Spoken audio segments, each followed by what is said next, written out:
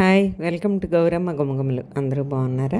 నేను ఈరోజు మామిడికాయ వడియాలు చూపిస్తున్నాను. దానికి పచ్చి మామిడికాయలు పీల్ చేసి తురిమి పెట్టుకోవాలి. దానికి సరిపడా ఉప్పు, కారం, బెల్లం అన్నీ కలిపి పేస్ట్ రెడీ చేసుకోవాలి. ఇప్పుడు అన్నీ కలిపిన మామిడికాయ గుజ్జు రెడీ అయింది. దీన్ని 4-5 రోజులు బాగా దగ్గర పడే వరకు ఎండలో పెట్టాలి. 4-5 రోజులు ఎండలో పెట్టేటప్పటికి మామిడికాయ గుజ్జు అంతా ఇలా దగ్గర పడిపోతుంది. ఇష్టమైన వాళ్ళు ఇలా ఫ్రిడ్జ్లో పెట్టుకొని తినొచ్చు. లేదంటే మళ్ళీ అవి చిన్న వడియాల్లా పెట్టి మళ్ళీ 2-3 రోజులు ఎండలో పెట్టుకోవచ్చు. మామిడికాయ వడియాలు రెడీ అయ్యాయి. నచ్చితే like, share and subscribe. Thank you. చిన్న చిట్కా, సాధారణంగా మనం పరమాన్నం వండేటప్పుడు బెల్లం వేయగానే పాలు విరిగిపోతూ ఉంటాయి.